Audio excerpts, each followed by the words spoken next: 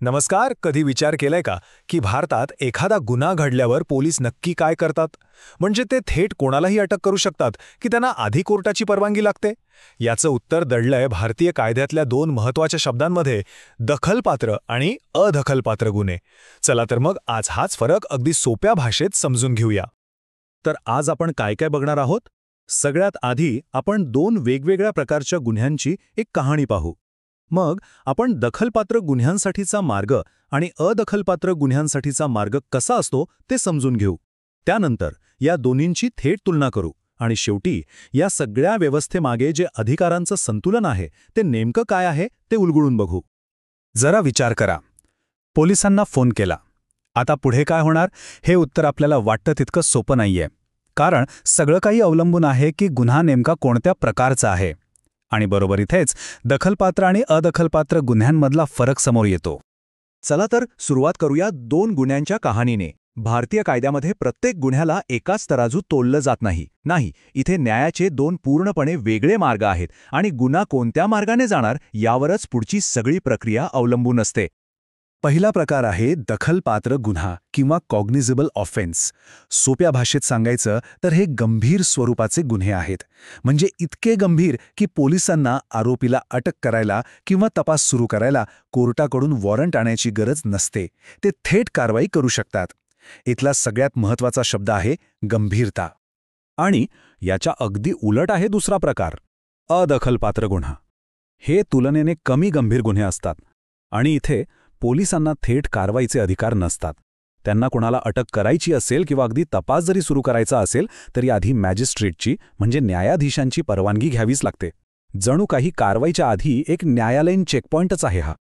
तर मग या दखलपात्र गुन्ह्यांच्या बाबतीत नेमकं काय होतं? या मार्गाला आपण गंभीर गुन्ह्यांसाठीचा फास्ट ट्रॅक म्हणू शकतो. इथे अजिबात वेळ वाया घालवला जात नाही, कारण अशा गुन्ह्यांमुळे समाजाच्या सुरक्षेला थेट धोका असतो. ही प्रक्रिया अक्षरशः खूप वेगवान असते. तक्रार मिळताच पोलीस ताबडतोब FIR नोंदवतात आणि FIR दाखल झाला की पोलीस क्षणाचाही विलंब न लावता तपास सुरू करतात आणि त्यांना जर गरज वाटली तर ते वॉरंटशिवाय आरोपीला अटकही करू शकतात. विचार करा, खून, दरोडा किंवा बलात्कारासारख्या घटनांमध्ये हा वेग किती महत्त्वाचा ठरतो. या फास्ट ट्रॅकचा उद्देश अगदी सरळ आहे: समाजाला तात्काळ संरक्षण देणं.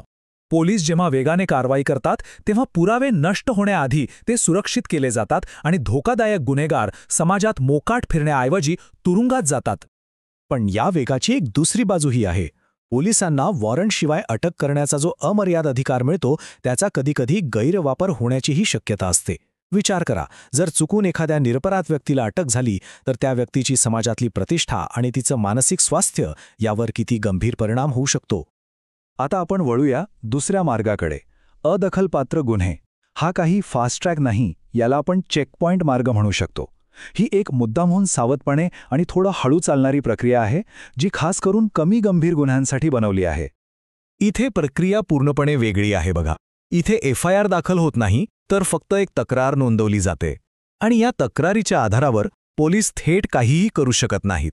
त्यांना आधी मॅजिस्ट्रेटकडे जाऊन तपासाची परवानगी मागावी लागते. एकदा कोर्टाने हो म्हटलं तरच ते तपासाचं पुढचं पाऊल उचलू शकतात. बदनामी करणं किंवा किरकोळ मारहाण अशा प्रकरणांमध्ये हाच मार्ग वापरला जातो. या चेकपॉइंट मार्गाचा सगळ्यात मोठा फायदा काय तर न्यायालयीन संरक्षण. प्रत्येक टप्प्यावर कोर्टाची नजर असल्यामुळे पोलिसांच्या अधिकारांवर एक नैसर्गिक नियंत्रण राहतं. यामुळे किरकोळ प्रकरणांमध्ये सामान्य नागरिकांचा विनाकारण छळ होत नाही आणि त्यांच्या वैयक्तिक हक्कांचं संरक्षण होतं. पण हो, या संरक्षणाची एक किंमतही चुकवावी लागते. कोर्टाची परवानगी मिळवण्यात बराच वेळ जाऊ शकतो आणि या दिरंगाईमुळे आरोपीला पुरावे नष्ट करायला संधी मिळते. म्हणजेच एका बाजूला आपण हक्कांचं रक्षण करतो, पण दुसऱ्या बाजूला कधीकधी न्याय मिळायला उशीर होऊ शकतो. आतापर्यंत आपण हे दोन्ही मार्ग वेगवेगळे पाहिले. चला आता या दोघांना समोरासमोर ठेवूया, म्हणजे यांच्यातला फरक अगदी स्पष्ट, आरशासारखा स्पष्ट दिसेल. तर हा बघा फरक. दखलपात्र गुन्ह्यांमध्ये पोलिसांना वॉरंटशिवाय अटक करण्याचे पूर्ण अधिकार आहेत, तर अदखलपात्र गुन्ह्यांमध्ये ते परवानगीशिवाय काहीच करू शकत नाहीत. एका बाजूला तपास परवानगीशिवाय लगेच सुरू होतो, तर दुसऱ्या बाजूला मॅजिस्ट्रेटच्या होकाराची वाट बघावी लागते. एकाची सुरुवात होते FIRने तर दुसऱ्याची फक्त एका साध्या तक्रारीने. हाच तो फरक आहे जो खून आणि बदनामी या दोन गुन्ह्यांना वेगळं करतो. थोडक्यात सांगायचं झालं तर या संपूर्ण खेळाचा केंद्रबिंदू आहे FIR विरुद्ध तक्रार. FIR म्हणजे पोलिसांसाठी कारवाईचा हिरवा सिग्नल आणि तक्रार म्हणजे कोर्टाच्या दारात मंजुरीसाठी थांबावं लागणं. याच दोन शब्दांमध्ये कायद्याने साधलेला तोल दडलेला आहे. आणि आता आपण येतोय शेवटच्या आणि सगळ्यात महत्त्वाच्या प्रश्नाकडे. हा फरक मुळात इतका महत्त्वाचा का आहे? याचं उत्तर आहे अधिकारांचं संतुलन. कारण हे दोन मार्ग म्हणजे फक्त दोन प्रक्रिया नाहीत, तर एकाच नाण्याचे दोन बाजू आहेत. ही संपूर्ण व्यवस्था म्हणजे एक प्रकारची तारेवरची कसरत आहे.